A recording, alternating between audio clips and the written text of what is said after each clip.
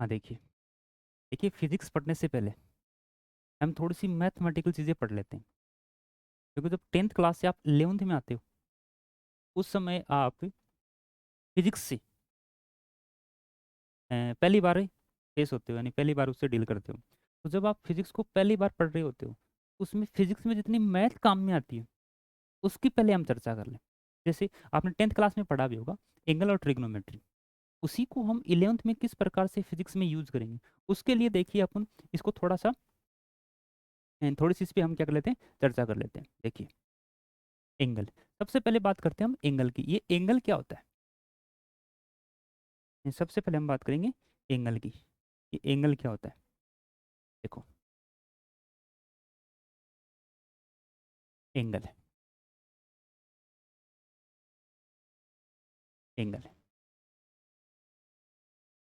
देखिए एंगल जो है वो दो टाइप के होते हैं। कौन कौन से, एक होता है प्लेन एंगल, यानी एंगल जो है वो टू टाइप के होते हैं। एक तो होता है प्लेन एंगल, एक तो होता है प्लेन एंगल,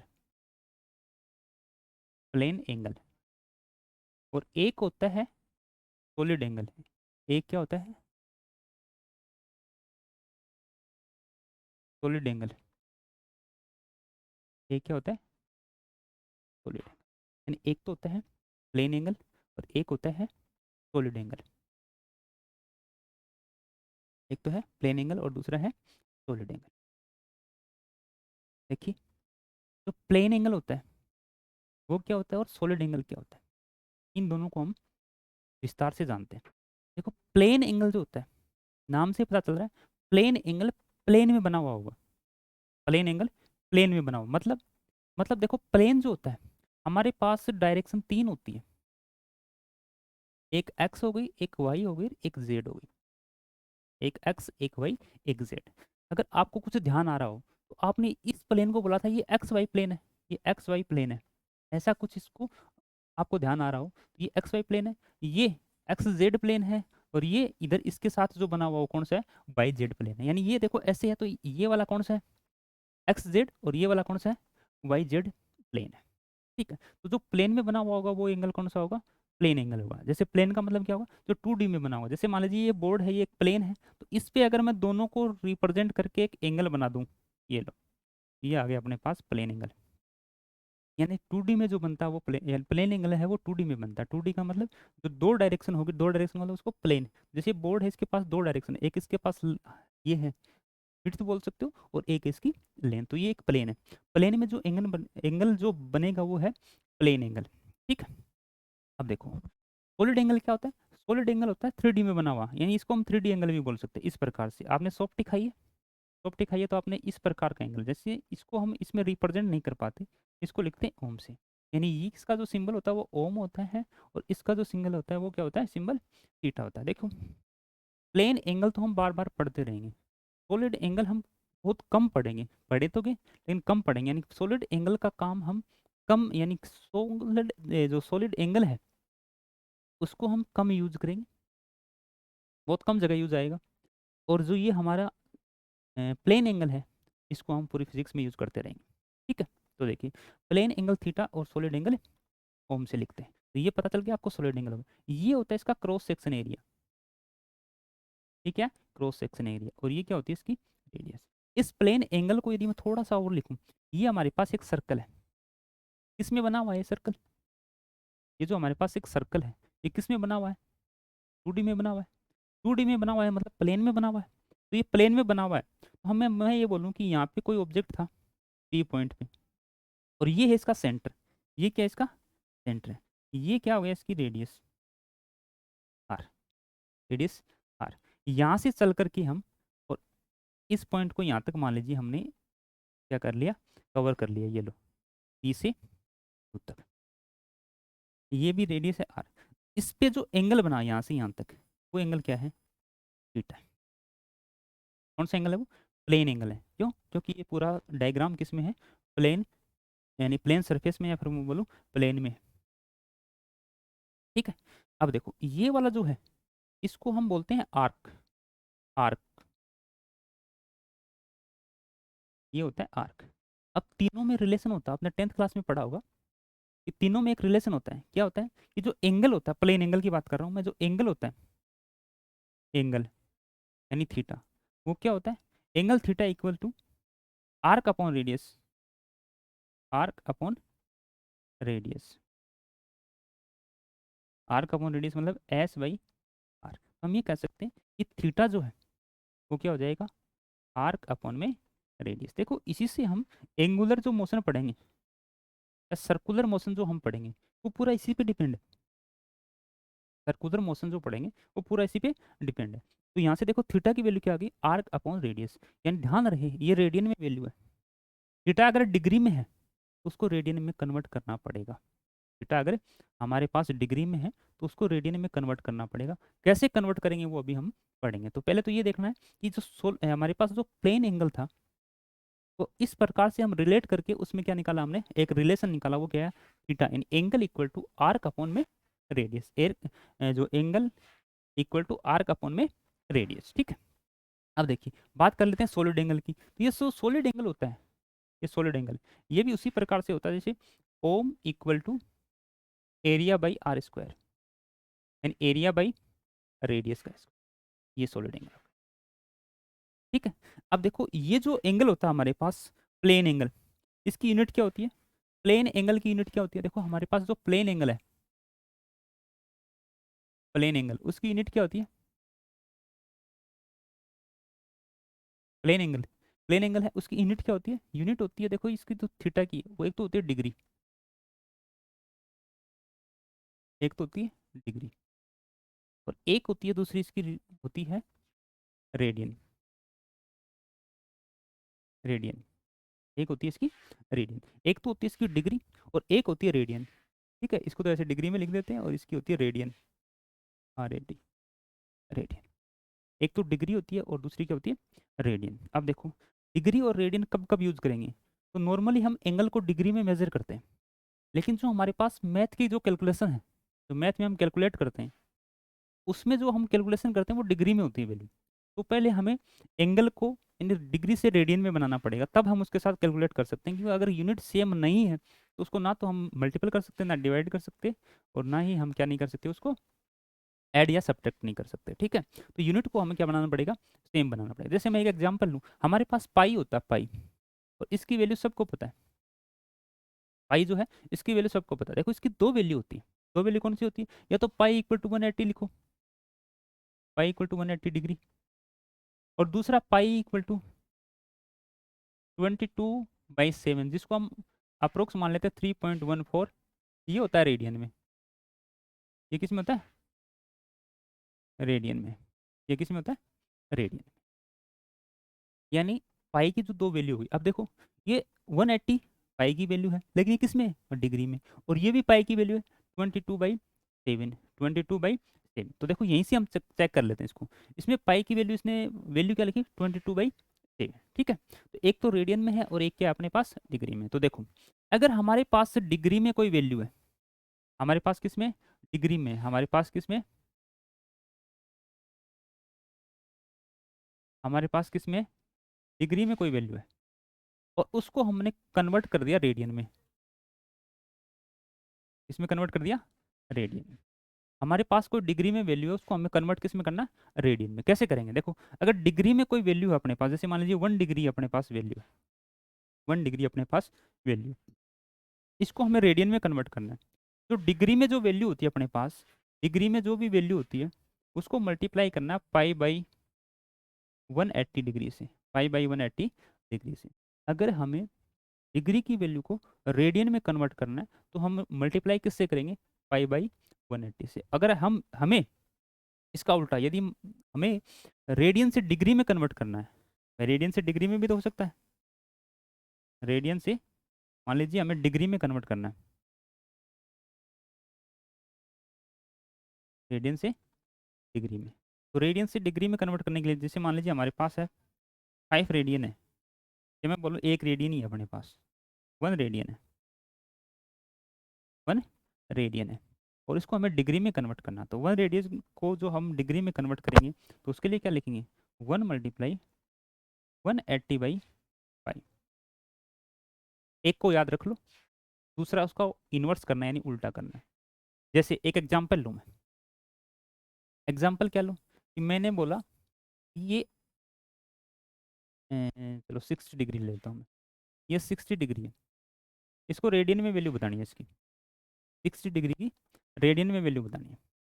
कैसे करेंगे, मैंने 60 डिग्री को किससे मल्टीप्लाई करना है रेडियन में बनाने के लिए, पाई बाई 180 से, पाई बाई 180 से। ये देखो एक जीरो से एक जीरो काट के इसको क्या लिख देंगे, पाई बाई 3। है समझ कि डिग्री में जो हमारे पास वैल्यू 60 डिग्री थी उसको हमने रेडियन में बनाया, तो रेडियन में कितनी आ गई, पाई बाई 3। यानी 60 डिग्री को रेडियन में हमने कन्वर्ट कर दिया, 60 × पाई बाई 180, और उसको यदि हम सोल्व करें तो कितना आएगा, पाई बाई 30। एक और ले लेते हैं, जैसे मान लीजिए हमारे पास है 90 डिग्री, हमारे पास क्या है 90 डिग्री, उसको हमें कन्वर्ट करना है रेडियन में, तो उसको क्या लिखेंगे 90 × पाई बाई 180, पाई बाई 180, तो इसकी वैल्यू क्या आ जाएगी, पाई बाई, यानी डिग्री को हमने किस में बना दिया, रेडियन में कन्वर्ट कर दिया। इसका उल्टा भी होता है, अगर हमें रेडियन को बनाना हो, जैसे मैं लिखूँ पाई बाई 6, एक एग्जाम्पल हम इसका भी ले लेते हैं। यदि हमें रेडियन को बनाना हो, जैसे मान लीजिए हमारे पास है pi by 6, pi by 6 radian, pi by 6 radian, ये सब वैल्यू किस में आई है, रेडियन में आई है।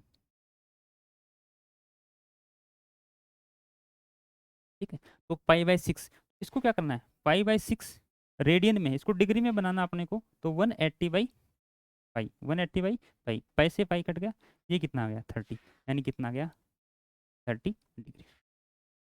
इन्हीं से ले लो कि पाई बाई 3 को वापस डिग्री में बनाए, देखो पाई बाई 3 है अपने पास, pi by 3 multiply 180 by pi, तो पाई से पाई कट के कितना आ गया 60 डिग्री। यानी डिग्री को रेडियन में और रेडियन को डिग्री में बनाने के लिए पाई बाई 180 और 180 बाई पाई को यूज़ करना है। लेकिन कैसे करना है, एक को याद रख लो आप, एक को किसको याद रख लो आप, डिग्री वाले को याद रख लो कि डिग्री से हमारे को रेडियन में बनाना है, तो पाई बाई 180 से मल्टीप्लाई करना है। अगर इसका उल्टा हुआ तो हम क्या कर देंगे, इसको उल्टा कर देंगे, 180 बाई पाई कर देंगे। यानी आप एक को याद रख लो कि डिग्री से यदि मेरे को रेडियन में जाना है, डिग्री से एंगल की यूनिट को रेडियन में कन्वर्ट करना है, तो उसको किससे मल्टीप्लाई करना है, पाई बाई 180 से मल्टीप्लाई करना।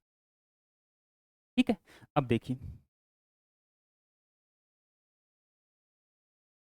यानी ये तो बात हुई हमारे पास एंगल की, प्लेन एंगल और सॉलिड एंगल। देखो आगे, अगर हमारे को एंगल की जो वैल्यू है,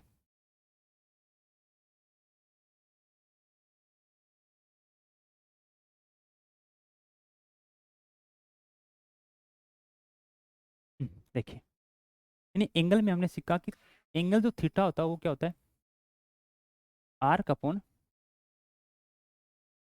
रेडियस, आर्क अपॉन में रेडियस,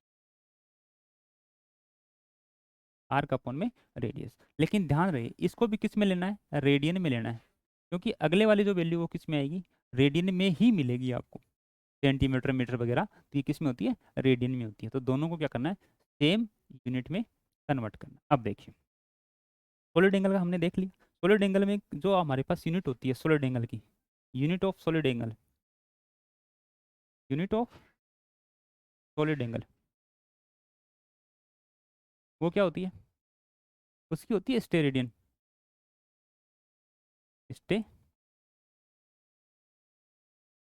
स्टेरेडियन, इसको एस आर से लिख देते हैं अपन, स्टेरेडियन।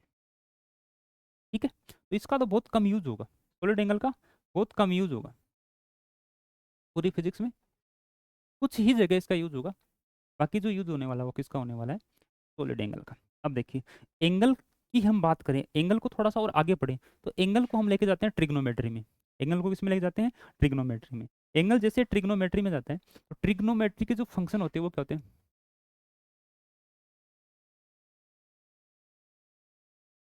ट्रिग्नोमेट्री। अब ये भी समझना जरूरी है क्योंकि पूरी फिजिक्स में ट्रिग्नोमेट्री बहुत काम में आएगी आपकी। ट्रिग्नोमेट्री में तीन चार बातें अपने को याद रखनी है। एक तो देखो एंगल जो है अपने पास, उसमें ट्रिग्नोमेट्री के जो फंक्शन है उसकी वैल्यू क्या होगी। दूसरी, भाई एक तो हमारे पास जो ट्रिग्नोमेट्री के फंक्शन है उसके एंगल की जो वैल्यू है वो क्या होगी, वो याद रखनी है। कुछ एंगल है उनको याद रखना है, बाकी तो हम निकाल भी सकते हैं। ठीक है, और एक जो इसमें रिलेशन होता है कि साइन को कोस में कन्वर्ट करना, कोस को साइन में करना, कोस को टेन में करना, इस प्रकार से जो कन्वर्जन है वो भी हमारे को आना चाहिए फिजिक्स में, क्योंकि अगर फिजिक्स पढ़ने से पहले अगर हमारे कोई जनरल मैथ नहीं आएगी तो फिजिक्स हमारे लिए एक पहाड़ सा दिखाई देगा। और अगर हमें जनरल मैथ की कैलकुलेशन आती है तो फिजिक्स क्या हो जाती है, ईजी हो जाती है, फिर उसमें क्या आता है, इंटरेस्ट आता है। तो सबसे पहले थोड़ा सा मैथ हमें पढ़ना जरूरी हो गया, ठीक है। अब देखो ट्रिग्नोमेट्री के 6 फंक्शन होते हैं। ट्रिग्नोमेट्री में 6 फंक्शन होते हैं अपने पास। कौन कौन से होते हैं? देखो एक तो होता है साइन का फंक्शन, जिसको मैं साइन थीटा लिख दूं चाहे ए लिख दूं कोई दिक्कत नहीं। एक तो होता है साइन का, एक होता है कोस का, एक होता है टेन का, एक होता है कोट का, और एक होता है सेक का, और एक होता है कोसेक का। ये 6 फंक्शन होते हैं अपने पास। यानी ट्रिग्नोमेट्री में ये 6 फंक्शन हम काम में लेते हैं। ये साइन ए हो सकता है, साइन बी हो सकता है, साइन पी हो सकता है, साइन क्यू हो सकता है। यानी ये अल्फाबेट जो हमारे पास ए से जेड तक है वो कोई भी एंगल में आ सकते हैं। लेकिन आपको ध्यान रखना है कि ये जो एंगल आया है उसको हम थीटा की तरह ट्रीट करें, यानी उसको थीटा की तरह मान के हम आगे सोल्व करें। तो sine theta, cos theta, tan, cot, sec और कोसेक, ये 6 के 6 जो ट्रिग्नोमेट्री फंक्शन है अपने पास, ये 6 के 6 trigonometry function right angle triangle से क्या करते हैं, रिलेशन रखते हैं। किससे? राइट एंगल ट्राइंगल से। तो देखो एक हमने बनाया, ये राइट एंगल ट्राइंगल है, ये लो, ये बनाया राइट एंगल ट्राइंगल, ठीक है। मैं इसको कोई भी नाम दे देता हूँ, जैसे मैं बोल दिया इसको ए, ये बोल दिया मैंने बी, और ये बोल दिया मैंने सी। यानी हमने एक राइट एंगल ट्राइंगल बना लिया A B C, A B और सी, ए बी और C। ये एंगल कितना है? 90 डिग्री। ये क्या बोल दिया इसको? राइट एंगल ट्राइंगल बना लिया, ठीक है। अब देखिए कुछ चीजें ध्यान रखने वाली, जो गलतियां होती है वो देखो। मान लीजिए मैं इसको थीटा मान लूँ यहाँ पे, मान लिया मैंने इसको थीटा। जैसे मैं इसको थीटा मान लेता हूँ, अब मेरे को आप बताना कि इसमें जो हमारे पास राइट एंगल ट्राइंगल होता है उसमें 3 साइड होती है अपने पास। कौन कौन सी? एक परपेंडिकुलर होता है, यानी अपने पास 3 साइड होती है। एक तो परपेंडिकुलर होता है, एक हाइपोटेनस होता है, और एक बेस होता है। 3 साइड होती है, परपेंडिकुलर, हाइपोटेनस और बेस। इन तीनों साइडों को हम पहचानेंगे कैसे? 3 साइड है अपने पास, इन तीनों को हम पहचानेंगे कैसे, बताओ आप। देखो थीटा जो है, थीटा जो एंगल है अपने पास, उसके सामने वाले साइड हमेशा क्या होगी? परपेंडिकुलर। याद रखना, आप ये नहीं करना कि ये जो वर्टिकल लाइन होती है ये हमेशा परपेंडिकुलर होती है, बिल्कुल गलत है। ज़्यादातर बच्चे ये मानते हैं कि जो परपेंडिकुलर लाइन है, यानी जो वर्टिकल लाइन है इसको हम परपेंडिकुलर बोलते हैं। वर्टिकल लाइन परपेंडिकुलर नहीं होती, याद रखना। तो थीटा के सामने होगा वो परपेंडिकुलर होगा, यानी थीटा ये है तो इसके सामने ये परपेंडिकुलर होगा। और सबसे बड़ी या बोलूँ मैं 90 के सामने वाली जो साइड होती है वो हमेशा हाइपोटेनस होती है, यानी सबसे बड़ी साइड होती है। तो हम ऐसे भी देख सकते हैं इसको कि ट्राइंगल में जितना जो एंगल बड़ा है उसके सामने वाली साइड हमेशा बड़ी होगी, ठीक है। तो देखो ये 90 के सामने हो गया हाइपोटेनस, और थीटा के सामने हो गया परपेंडिकुलर, और बाकी जो बच गया वो क्या है? बेस। बाकी जो बच गया वो क्या है? बेस। थीटा के सामने वाली जो साइड होती है वो परपेंडिकुलर होती है।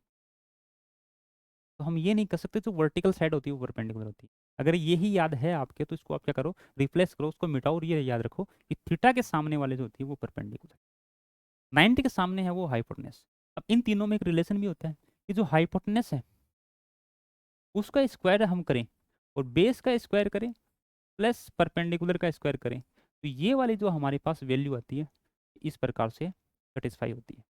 मतलब हाइपोटेनस का स्क्वायर जो है वो इक्वल होगा बेस और परपेंडिकुलर के स्क्वायर के सम के। बेस और परपेंडिकुलर के स्क्वायर के सम के इक्वल होगा, ठीक है। तो सबसे पहले तो बात हमने ये पहचान ली कि थीटा के सामने होगा। देखो आपने ऐसा अगर पढ़ रखा है कि जो वर्टिकल लाइन है वो परपेंडिकुलर होती है तो वो गलत है। इसके लिए देखो मैं एक एग्जांपल ले लेता हूँ, ये लो, मैंने इस बार थीटा इसको मान लिया, ये 90 है। अब मेरे को ये बताओ कि कौन परपेंडिकुलर है, कौन बेस है, कौन हाइपोटेनस है। तो देखो ये थीटा के सामने वाला ये क्या आ गया? परपेंडिकुलर। तो वो आप वाली बात तो क्या होगी? ये बेस और ये हाइपोटेनस। यानी हमेशा आपको याद रखना है कि जो थीटा के सामने जो हमारे पास साइड होगी वो हमेशा परपेंडिकुलर होगी। क्लियर? अब देखो साइन थीटा कोस थीटा, और इसका जो रिलेशन है वो क्या होता है? देखो साइन थीटा जो होता है, ये मैं बोलूँ कि ये जो 6 ट्रिग्नोमेट्री फंक्शन है ये 6 के 6 इस ट्राइंगल से क्या होते हैं, रिलेट होते हैं। इस ट्राइंगल की दो साइड का रेशियो होता है हर एक फंक्शन ट्राइंगल की दो साइड का रेशियो होता है, हर एक फंक्शन ट्राइंगल की दो साइड का रेशियो होता है। जैसे साइन है वो किसका रेशियो होगा, साइन जो है वो किसका रेशियो होगा, हमारे पास जो साइन है वो किसका रेशियो होगा, परपेंडिकुलर अपॉन हाइपोटेनस का, परपेंडिकुलर अपॉन हाइपोटेनस का। उसके बाद कोस है वो किसका होगा, बेस अपॉन हाइपोटेनस का, बेस अपॉन हाइपोटेनस का। फिर टेन वो किसका होगा, परपेंडिकुलर अपॉन बेस का। और ये किसका होगा, बेस अपॉन परपेंडिकुलर। और ये किसका होगा, हाइपोटेनस अपॉन बेस का। और कोसेक किसका होगा, हाइपोटेनस अपॉन परपेंडिकुलर। ये 10th क्लास में आपने अच्छे से पढ़ रखे हैं कि साइन जो है वो किसका रेशियो होता है, परपेंडिकुलर अपॉन परपेंडिकुलर और हाइपोटेनस का रेशियो होता है।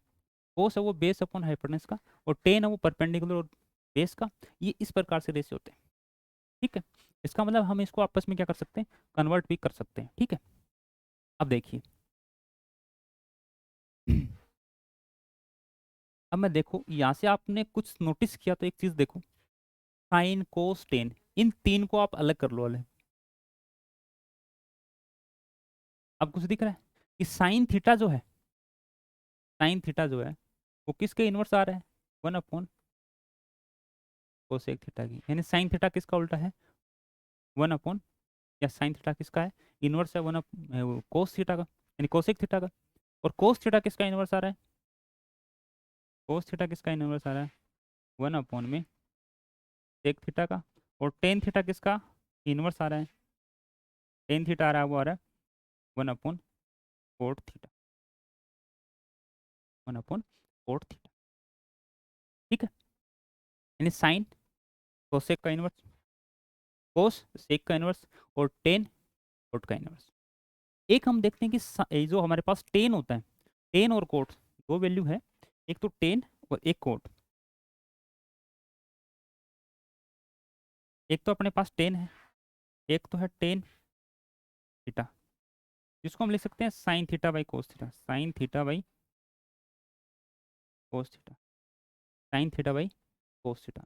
और एक है अपने पास कोट थीटा, कोट थीटा जिसको हम लिख सकते हैं cos theta by sine theta. ये भी अपने को जरूरत है, जितने अपने फिजिक्स में काम आएंगे उतना ही पढ़ेंगे आप। ठीक है, तो ये तो अपने पास हो गया ट्रिग्नोमेट्री। अब देखो, अब इसको हम कन्वर्ट कैसे करें, ये चीज़ तो अपने को समझ में आ गई कि साइन परपेंडिकुलर अपॉन हाइपोटेनस का होता है, कोस है बेस अपॉन हाइपोटेनस का रेशियो होता है, टेन है वो परपेंडिकुलर और बेस का रेशियो होता है, कोट है वो बेस और परपेंडिकुलर का रेशियो होता है, सेक जो है वो हाइपोटेनस और बेस का होता है, और जो कोसेक है वो हाइपोटेनस अपॉन किसका होता है, परपेंडिकुलर का रेशियो होता है। अब इनको आपस में कन्वर्ट कैसे करेंगे, तो देखो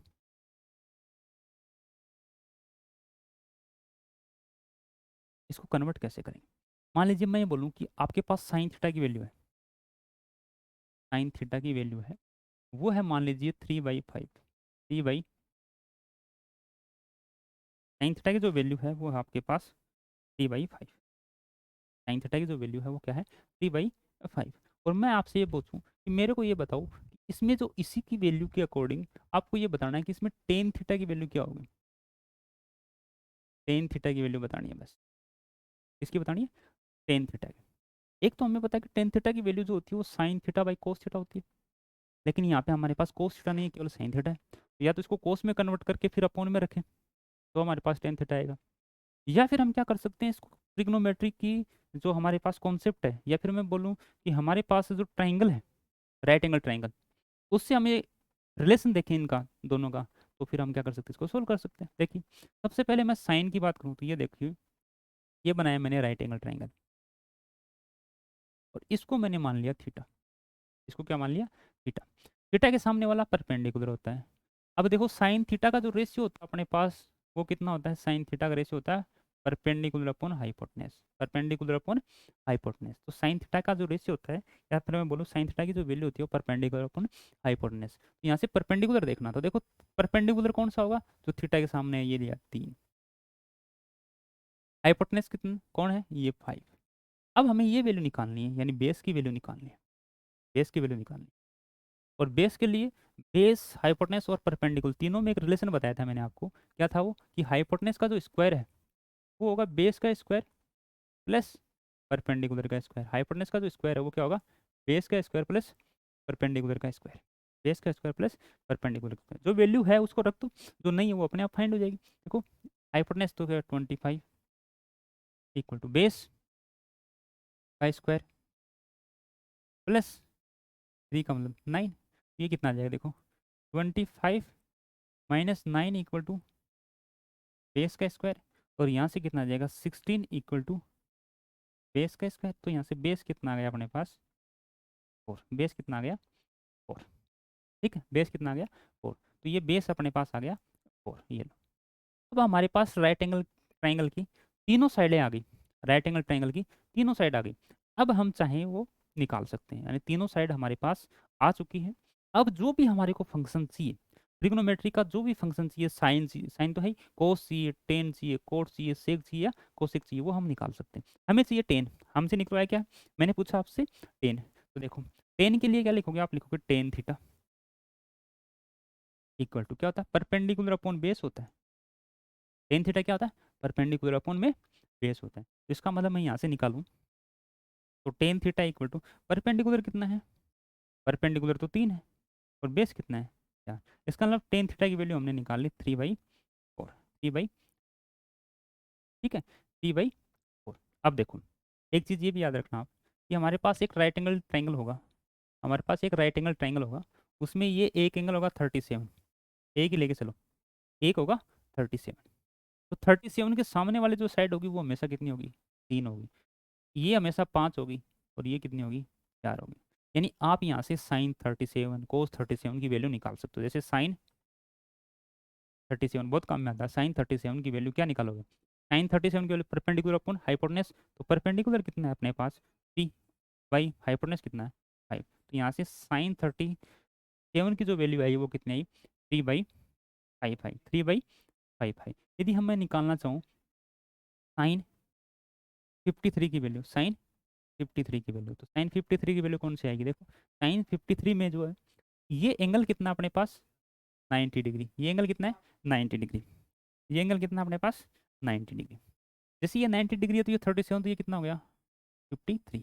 अब ध्यान रखिए, अब हमसे पूछ रहा है 53 का, वो समझ में है 53 का, 53 का पूछ रहा है, इसका मतलब 53 के सामने वाला परपेंडिकुलर होगा। इसका मतलब परपेंडिकुलर कौन है अब 4 है, परपेंडिकुलर कौन है अब 4। अब वही बात है 53 की परपेंडिकुलर कौन, हाइपोटेनस, तो परपेंडिकुलर कितना है 4, और हाइपोटेनस कितनी है 5। पकड़ पाई बात। जब 37 लिया तो ये वाला परपेंडिकुलर बना था, जब 53 लिया तो ये वाला परपेंडिकुलर बना है। यानी परपेंडिकुलर एंगल के हिसाब से क्या होगा, चेंज होगा। जैसे एंगल लेंगे अपन, उसके सामने वाले साइड हमेशा कैसी होगी, कौन होगी परपेंडिकुलर होगी, यानी उसके सामने वाले साइड जो है वो परपेंडिकुलर होगी। जैसे ही हम इसको कन्वर्ट करते हैं उसी प्रकार से इसको चेंज कर लिया। अब ध्यान रहे, देखो मैंने याद रखने के लिए ये बोला था कि आप केवल और केवल इसको याद रखना, ये राइट एंगल ट्राइंगल है अपने पास, और ये एंगल 37 है, ये एंगल कितना है 37 है। तो इसके सामने वाले साइड वो 3 होगी, ये साइड 5 होगी, और ये साइड 4 होगी। अब जो भी चाहिए आपकी वैल्यू वो निकाल सकते हो। आप निकालना चाहो साइन 37 की, कोस 37 की, टेन 37 की, कोट 37 की, जितनी जो भी वैल्यू आप निकालना चाहो वो इस राइट एंगल ट्राइंगल से आप निकाल सकते हो। ठीक है, तो ये तो बात हो गई हमने कन्वर्ट करने की, किस प्रकार से कन्वर्ट करना है, जो वैल्यू अपने को दे रखी है उसको रखना है। तो हमें पता है कि ट्रिग्नोमेट्री फंक्शन जो 6 फंक्शन है वो किसी दो साइड का रेशियो होगा। जब दो साइड अपने पास है तो तीसरी साइड हम निकाल सकते हैं राइट एंगल ट्राइंगल की, जो हमारे पास तीसरी साइड आ जाएगी। इससे निकालेंगे कि हाइपोटेनस का स्क्वायर इक्वल टू बेस का स्क्वायर प्लस परपेंडिकुलर का स्क्वायर। जैसे हम तीसरी साइड निकालने हैं, फिर मैं बोलूँ तीनों साइड हमारे पास है, तो जो भी हमारे को फंक्शन चाहिए वो हम निकाल सकते हैं। बस ध्यान ये रखना है कि उसमें जो वैल्यू है अपने पास, जैसे साइन की वैल्यू परपेंडिकुलर अपन हाइपोटेनस होती है, कोस की वैल्यू बेस अपन हाइपोटेनस में होती है, ये हमारे को क्या होना चाहिए, याद होना चाहिए। ठीक है, अब देखिए ये तो हमने इसके बारे में बात की कि इसको कन्वर्ट कैसे करते हैं। कुछ चीज़ें और हैं जो आपको याद रखनी है। कुछ चीज़ें क्या हैं और, जैसे एक ही है कि साइन थीटा का स्क्वायर प्लस कोस थीटा का square, sine square theta plus cos square theta equal to क्या होता है 1। Sine square theta plus cos square theta equal to क्या होता है 1। ऐसे ही tan square theta plus 1 equal to क्या होता है, सेक स्क्वायर थीटा। और इसी प्रकार से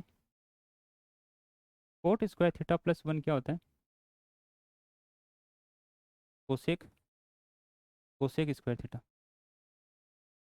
cosec square theta cosec square theta. यानी साइन स्क्वायर थीटा जो है, sine square theta plus cos square theta की वैल्यू क्या होती है, 1। Tan square plus 1 sec square, ये भी अपने को क्या रखना है, याद रखना है। ठीक है, इसी यही मैं वो लिख देता हूँ टेन थीटा वाली वैल्यू भी, tan theta sine theta by cos theta. और जो कोट थीटा अपने पास वो क्या आ जाएगा, cos theta by sine theta, cos theta by, ठीक है, cos theta by sine theta. अब देखिए, देखो एंगल, कुछ एंगल दिए हुए हैं, यानी देखो एंगल को हम मेजर करते हैं हमेशा एंटी क्लॉकवाइज। एंगल को कैसे मेजर करना है, एंटी क्लॉकवाइज। अगर आप क्लॉकवाइज मेजर करोगे तो उसके साथ माइनस लेना पड़ेगा आपको। जैसे एंगल जो हमेशा हम किधर करेंगे, क्लॉकवाइज एंटी क्लॉकवाइज, मतलब इधर करेंगे, इधर करें तो थीटा है। अगर आप नीचे की तरफ कर रहे हो ऐसे एंगल को मेजर, तो उसको माइनस थीटा लेंगे। ठीक है, तो इसमें तो आपको कोई दिक्कत नहीं होगी कि एंटी क्लॉकवाइज हम मेजर करते हैं। तो देखिए ये वाला जो एंगल है, आप अपने कॉमन सेंस से बताइए कि ये जो एंगल होता है अपने पास ऐसे दो लाइन परपेंडिकुलर हो, तो ये कौन सा एंगल होता है, 90 डिग्री का, जिसको हम बोलते हैं राइट एंगल। तो राइट एंगल यानी 90 डिग्री से छोटे एंगल को हम बोलेंगे एक्यूट एंगल। जो एक्यूट एंगल है वो क्या होगा, 90 से छोटा होगा। 90 वाले को बोलेंगे हम राइट एंगल, और 90 से जो बड़ा होगा उसको बोलेंगे हम ऑब्टूज एंगल। और एक लाइन पे होगा, स्ट्रेट लाइन पे, उसको हम बोलते हैं क्या, स्ट्रेट लाइन। ठीक है, स्ट्रेट लाइन एंगल। और ये क्या, रिफ्लेक्सिव एंगल। रिफ्लेक्सिव एंगल का मतलब होता है कि जो 180 से बड़ा हो और 360 से छोटा हो। जैसे इसमें लिखा है एक्यूट एंगल, जो 90 से छोटा होगा। ऑब्टूज एंगल जो 90 से तो बड़ा होगा लेकिन 180 से क्या होगा, छोटा होगा। और राइट एंगल तो हमेशा किसके बराबर होगा, 90 के। स्ट्रेट लाइन एंगल है वो भी क्या होगा, 180 के। और रिफ्लेक्स जो रिफ्लेक्स एंगल होगा वो 180 से लेकर के 360। और फुल रोटेशन जो एंगल है, फुल रोटेशन का मतलब पूरा घूम के वहीं आ जाए, तो वो कितना होगा, 360। इन तीनों एंगलों को हमने डिवाइड भी कर रखा है। जैसे मान लीजिए ये एंगल है, यहाँ से चले थे, यहाँ से घूम घाम के वापस यहीं आ गए, तो ये जो एंगल बनता है 360 डिग्री। इसको हम चार पार्ट में डिवाइड कर रखे हैं। चार पार्ट का मतलब इसमें चार पार्ट में ऐसे बना रखे हैं, ये लो, ये चार पार्ट बन गए इसके। कौन कौन से, 0 से 90, 90 से 180, 180 से 270 और 270 से 360। 0 से 90, 90 से 180, 180 से 270 और 270 से 360। इस प्रकार से हमने क्या बना रखा है, इसको चार पार्टों में बना रखा है। इस वाले को हम बोलते हैं, ये वाला जो है इसको बोलते हैं हम फर्स्ट क्वाड्रेंट, इसको बोलते हैं हम फर्स्ट क्वाड्रेंट, इसको बोलते हैं हम सेकंड क्वाड्रेंट, और इसको बोलते हैं हम थर्ड क्वाड्रेंट। और ये होता है हमारे पास fourth quadrant. First quadrant, second quadrant, third quadrant और फोर्थ क्वाड्रेंट। तो इसका तो पता चल गया आपको कि ये 90 तक है, ये 180 तक है, और ये कितना 270, और ये 360, इधर से आगे तो 360, इधर जीरो था, मतलब यहाँ से अगर आप कर रहे हो तो जीरो है, वापस घूम के आ गए तो कितना है, 360। इस प्रकार से हम एंगल को क्या करते हैं, तीन पार्ट में, चार पार्ट में इसको डिवाइड करते हैं। देखिए आगे, पहले इक्वेशन देखते हैं अपन। ठीक है, करें, a circular arc is of length pi. ये कह रहा है कि एक सर्कुल है, एक सर्कल है, उसका जो आर्क है, सर्कुलर का मतलब इस प्रकार से एक सर्कल है, और उसका जो आर्क है, ये लो, ये सर्कल है, ये इसकी रेडियस है, और ये इसका आर्क होता है ये वाला। इसको इसने बोला कितना है, पाई है। तो सर्कुलर आर्क है उसकी वैल्यू कितनी है, पाई सेंटीमीटर है, पाई सेंटीमीटर। यूनिट का भी ध्यान रखना, पाई सेंटीमीटर। रेडियस कितनी है इसकी, 6 सेंटीमीटर। रेडियस कितनी है, 6 सेंटीमीटर। रेडियस कितनी है, 6 सेंटीमीटर। आगे करें, find the angle. Angle find करना है कहाँ पे, सेंटर पे। ये सेंटर पे कितना एंगल बनाया है, यहाँ पे एंगल फाइंड करना। आर्क की वैल्यू दे रखी है, रेडियस दे रखा है, एंगल फाइंड करना, और किस में फाइंड करना है, डिग्री में। किस में फाइंड करना है अपने को, डिग्री में। अब देखो, एक हमारे पास फॉर्मूला होता है कि थीटा की जो वैल्यू है वो आर्क अपॉन रेडियस, यानी एंगल जो है वो आर्क अपॉन रेडियस होता है, आर्क अपॉन रेडियस। तो यहाँ से देखो, एंगल हमें फाइंड करना है थीटा इक्वल टू एस की वैल्यू, यानी आर्क की वैल्यू कितनी है, पाई, पाई 6। अगर रेडियन में पूछता तो ये अपने पास रेडियन में आ चुका था, यानी इतना रेडियन इसमें क्या बनेगा, एंगल बनेगा। रेडियन में तो हमने निकाल लिया, लेकिन पूछा किसमें से, डिग्री में, यानी इसको डिग्री में कन्वर्ट करके बताना। तो देखो इसको डिग्री में कन्वर्ट करने के लिए अपने पास क्या होता है, 5/6 को डिग्री में कन्वर्ट करना, तो मैंने क्या बताया था, 180/पाई से इसको मल्टीप्लाई कर दो, 180/पाई से मल्टीप्लाई कर दो, तो पाई से पाई कैंसिल हो गया, इसकी वैल्यू कितनी आ गई 30, इसकी वैल्यू कितनी आ गई 30 डिग्री, यानी वैल्यू कितनी आ गई 30 डिग्री, 30 डिग्री, यानी ये सेंटर पे जो एंगल बनाएगा वो कितना बनाएगा, 30 डिग्री का एंगल बनाएगा, 30 डिग्री का एंगल बनाएगा। ठीक है कुछ समझ, कर सकते हैं इसको। आगे देखिए, second number, find the angle है, इसमें भी एंगल ही फाइंड करना है। ये क्या कराएगा, centre of circle is radius, radius दे रखी है आपको, और आर्क की लेंथ दे रखी है, और इसको भी डिग्री में अपने को फाइंड करना है। सेम क्वेश्चन है, यानी थीटा की वैल्यू आर्क अपॉन रेडियस, तो थीटा की वैल्यू आर्क कितना है इसमें, आर्क की लेंथ बताई इसकी नहीं 11, और इसकी 7, 11/7, ये तो आ गया अपने पास रेडियन में, ये तो किस में आ गया, रेडियन में। हमें निकालना है इसको डिग्री में, theta equal to 11/7 multiply, degree में निकालने के लिए 180/पाई, 180/पाई। अब ऑप्शन के हिसाब से देखें तो पाई तो नहीं है, इसका मतलब पाई की वैल्यू रखनी पड़ेगी, और पाई की वैल्यू क्या रख सकते हैं, अब यहाँ पे कॉमन सेंस यूज करना है। कॉमन सेंस क्या यूज करना, आप 3.14 लिखोगे तो भी सही है, लेकिन वो ऑप्शन में नहीं मिलेगा, क्योंकि पॉइंट में ऑप्शन नहीं है। अगर आप 3.14 लिखोगे, पाई की वैल्यू तो सही है वो, लेकिन कैलकुलेशन उससे होगी नहीं, यानी आएगा नहीं इसमें आंसर। तो हम क्या लिखेंगे पाई की वैल्यू, देखो 11/7 मल्टीप्लाई 180/पाई की वैल्यू हम लिख दें 22/7, 7 ऊपर चला जाएगा ये लो, तो 7 से 7 कट गया, ये कितनी बार 2 बार, ये 2 से कितनी बार 90 बार, यानी थीटा की वैल्यू क्या आ गया अपने पास डिग्री में 90 डिग्री, थीटा की वैल्यू डिग्री में कितने आ गई अपने पास 90 डिग्री, थीटा की वैल्यू डिग्री में कितनी आ गई 90 डिग्री। ठीक है, नेक्स्ट देखिए, ये कह रहा है कन्वर्ट डिग्री टू रेडियन, यानी आपको डिग्री में वैल्यू दे रखी है, उसको कन्वर्ट करना है आपको रेडियन में, इसमें कन्वर्ट करना है रेडियन में। तो देखो हमें पता है कि जैसे ही हम डिग्री को रेडियन में करेंगे, तो 120 मल्टीप्लाई पाई/180, पाई/180, पहले इसको किया हमने 120 मल्टीप्लाई पाई/180, डिग्री से डिग्री कट के ये पाई से ये कट गया, 6 से 2 टाइम, 6 से 3 टाइम, यानी इसकी वैल्यू कितनी आ गई 2 पाई/3। तो आपको घबराना नहीं है थीटा की वैल्यू क्या है। तो देखो कई बार आपको दिक्कत ये होती है कि आपको साइन 60 की वैल्यू तो पता है, लेकिन साइन पाई/3 की वैल्यू में कंफ्यूज हो गए, तो आपको ये अपने कॉमन सेंस से इसको देखना है कि जो 60 की वैल्यू थी वही पाई/3 की है, यानी 60 को हमने कन्वर्ट किस में कर दिया, रेडियन में किया, तो क्या आ गया पाई/3 आ गया। तो इसके लिए ज़रूरी था, इसलिए हमने रेडियन और इसको कन्वर्ट करके सिखाया। ठीक है, तो ये रेडियन में आ गया अपने पास 2 पाई/3। अगला देखो, अगला दूसरे नंबर का, दूसरे में क्या 520 मल्टीप्लाई 5/180, 5/180, 1 0 से 1 0 कट गया। ठीक है, अब स्कोर काट दो, 26 पाई बाई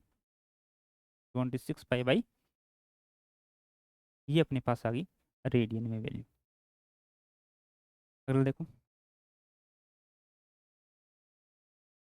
थर्ड देखो, थर्ड कितना है 680, 680 मल्टीप्लाई 5/180, 1 0 से 1 0 काट दिया, 8 से 8 काट दें, 1 0 से 1 0 काट, ये अच्छी कैलकुलेशन है, 1 0 से 1 0 काट दिया और 8 से 8 काट दिया, बचा कितना 6 पाई। ऐसा नहीं करना, 0 से 0 ही काट सकते हो, ऐसा नहीं है कि 0 से 0 काटा तो 8 से 8 भी काट दें, 0 से 0 तो काट सकते हैं अपन, क्योंकि वो तो 10 है, 10 में काट गया, लेकिन ये 8 नहीं है, ये 68 है और ये 18 है, तो ऐसे 8 से 8 मत काट देना। काफ़ी ऐसे बच्चे हैं जो और स्मार्ट है, उसके लिए ये सही नहीं है। देखो कितना था 680 5/180, तो 0 से 0 कट गया, ये कितने से काट सकते हैं अपन, 64 को 68 को 2 से काटो, 34 2 से काटो, एंड 34 पाई/9, 34 पाई/9 रेडियन। ठीक है, ऐसे 30 को निकाल सकते हो आप आराम से, 30 का तो अभी करके बताया था आपको। जो 30 डिग्री है मल्टीप्लाई पाई बाई 180, ये 0 से 0 कट कर कितना आ गया, पाई बाई 6। इसको अच्छे से समझ लेना, अच्छे से इसकी प्रैक्टिस कर लेना, क्योंकि जब हम फिजिक्स पढ़ेंगे तो वहाँ पे ये अगर काम में आएगा उस समय हम डायरेक्ट वैल्यू पुट करेंगे कि पाई बाई 6 ऐसे लिखेगा मेरे को, पाई बाई 6 मतलब पाई बाई 6 का मतलब है कि 30, तो 30 की वैल्यू मैं डायरेक्ट लिखूंगा, यानी साइन पाई बाई 6 है तो मैं डायरेक्ट लिखूंगा 1/2, यानी साइन जैसे साइन 30 की वैल्यू होती है, वैसे बता देता हूँ आपको, साइन 30 की वैल्यू होती है 1/2, तो मैं डायरेक्ट ऐसे लिख आया मेरे पास साइन पाई बाई 6, तो मैं क्या लिखूंगा 1/, ठीक है। तो इसलिए ज़रूरी है कि आपको कन्वर्जन आना चाहिए। नेक्स्ट, अब वापस कर दो इसको, रेडियन को डिग्री में कर दो, एक करके बताता हूँ, बाकी 3 आप करेंगे। देखो वापस करेंगे अपन, पाई बाई 3 है, इसको हमें वापस डिग्री में बनाना, तो 180 बाई पाई, 180 बाई पाई, ये पाई से पाई कट गया, ये कितना आ गया 60। देखो कॉमन सेंस ये भी लगा सकते हो आप, कॉमन सेंस लगा सकते हो कि जो रेडियन आ रहा है उसमें पाई की वैल्यू आ रही है, यानी पाई 7 आ रहा है रेडियन में, रेडियन में पाई 7 आ रहा है, और डिग्री में पाई नहीं आ रहा, यानी पाई को हटा दो डिग्री में बन गया, पाई लगा दो रेडियन बन गया, थोड़ा सा आप कॉमन सेंस लगा सकते हो उसमें। अब अगले वाले आप करके बताएं, जैसे 5 पाई बाई 6 है, 5 pi by 6 multiply 180 by pi, तो पाई से तो पाई काट दो, ये कितनी बार कट जाएगा 30 बार, यानी कितना आ गया 150 डिग्री, 150 डिग्री। इस प्रकार से आप ये दो खुद से सोल्व करके देखना, ठीक है। नेक्स्ट देखो, circle of radius 4 metre, find the angle of arc of length 1 metre. ये कह रहा है कि रेडियस है वो 4 मीटर है और आर्क की लेंथ है वो है 1 मीटर, तो अपने को बताना है कि एंगल कितना बनेगा रेडियन में। इस बार इसने रेडियन में दिया, तो कुछ भी आपको ज़्यादा सोचने की जरूरत नहीं है, theta equal to arc upon में रेडियस, आर्क कितना है, लेंथ ऑफ आर्क 1 है और रेडियस कितना है 4, दोनों मीटर मीटर में है, यानी सेम यूनिट में, तो सेम यूनिट में तो इसकी वैल्यू कितनी आ जाएगी 0.25 रेडियन, 0.25 रेडियन, 0.25 रेडियन, 0.25 रेडियन, ठीक है। अगला ये बताना है, ये बहुत जगह काम में आएगा आपके, क्या देखो, when a clock so 4 o'clock, यानी एक घड़ी में 4 बज गए, अब वो घड़ी वो वाली नहीं है, डिजिटल घड़ी नहीं की बात कर रहे हैं, अगर क्लॉक आप डिजिटल ले लोगे तो फिर तो कोई मतलब ही नहीं है, फिर तो आप कहोगे कि इसमें तो एंगल बन ही नहीं रहा। हम बात कर रहे हैं जो वो अपने पास, जो क्या बोलते हैं उसको, जिसमें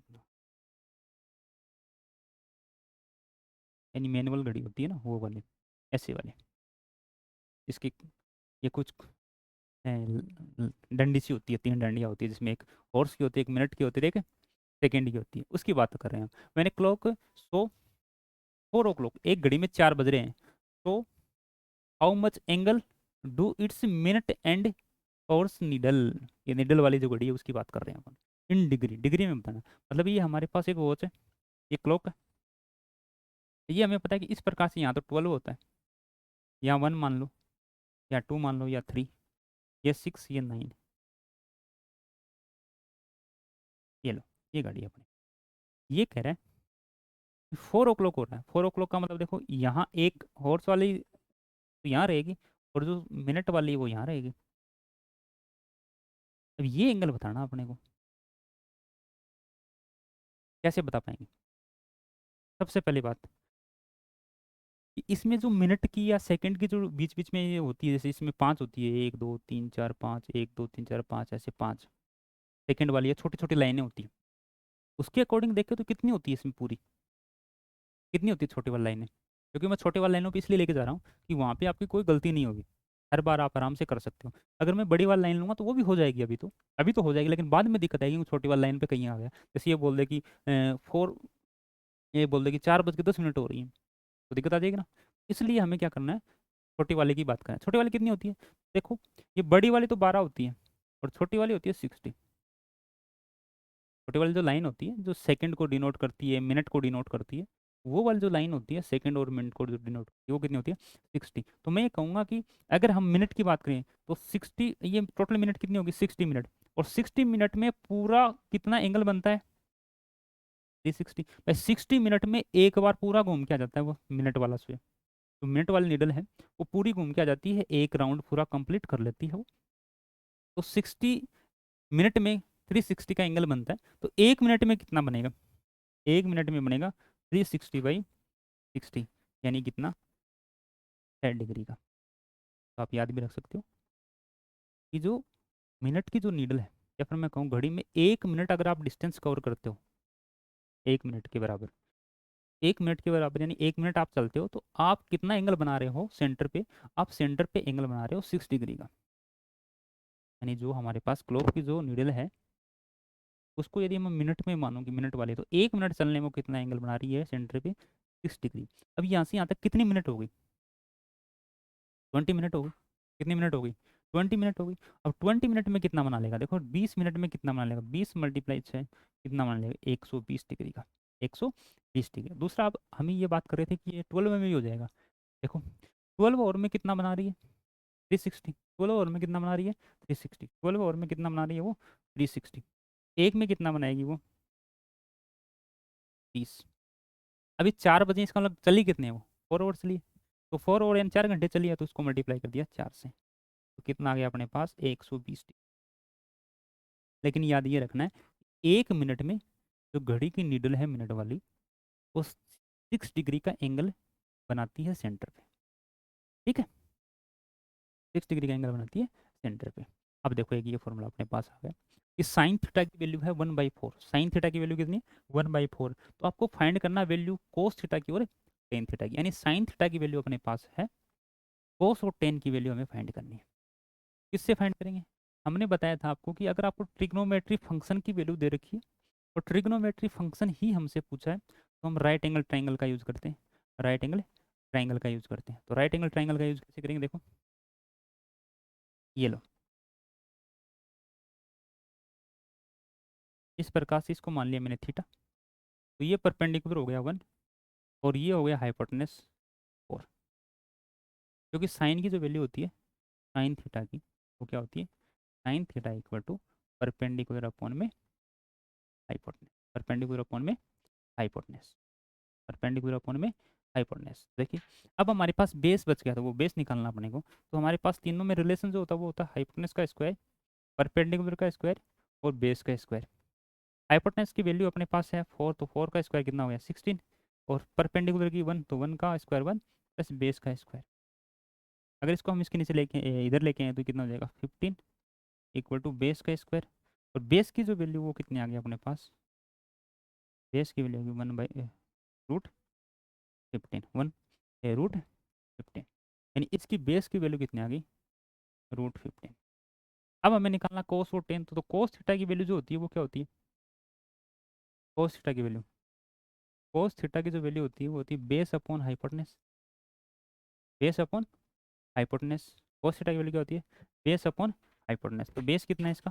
बेस है √15 और हाइपोटेनस कितना है इसका? 4। तो कोस की तो आ गई √15/4। और टेन की क्या है? टेन का होता है परपेंडिकुलर अपॉन बेस, यानी परपेंडिकुलर अपॉन में बेस। तो परपेंडिकुलर तो कितना है इसका? 1। और बेस कितना निकाला अभी हमने? √15। ठीक है, ये आ गया अपने पास इसकी। ये बात हुई, यानी बेसिक मैथमेटिक्स अपने को सीखनी, अच्छे से सीखनी है। जो चीज़ें हमने बताई उस पे गौर करना है कि क्या क्या हमने बताया, उसको आप अच्छे से सीखना है। ये देखो सब बताया मैंने आपको, इसको आप अच्छे से तैयार करना है ताकि आपको आगे जो वैल्यू हम फिजिक्स में पढ़े। देखो फिजिक्स हार्ड नहीं है। फिजिक्स हार्ड कैसे लगती है?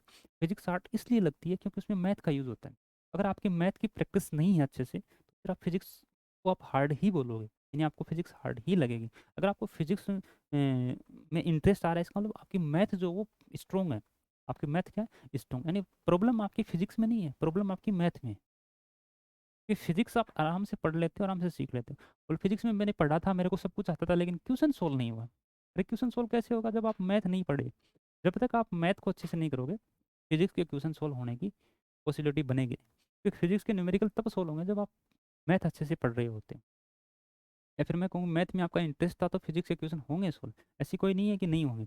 बस ये है कि आपको कॉन्सेप्ट लगानी आनी चाहिए, फिर उसकी कैलकुलेशन करनी आनी चाहिए। आप कैलकुलेशन नहीं कर पाओगे, ज़्यादा दिक्कत कहाँ होती है बच्चों को? कैलकुलेशन में होती है कि वो कैलकुलेशन नहीं कर पाते। जो जो चीज़ पूछी है वो पता चल गया कि ये पूछा है, उसका हमारे फॉर्मूला भी माइंड में आ गया और हमने लिख भी लिया, लेकिन आगे कैलकुलेशन नहीं होती। अब आगे क्या करें, यानी हर चीज़ को आपको कन्वर्ट या चेंज करना होता है। ठीक है, ओके।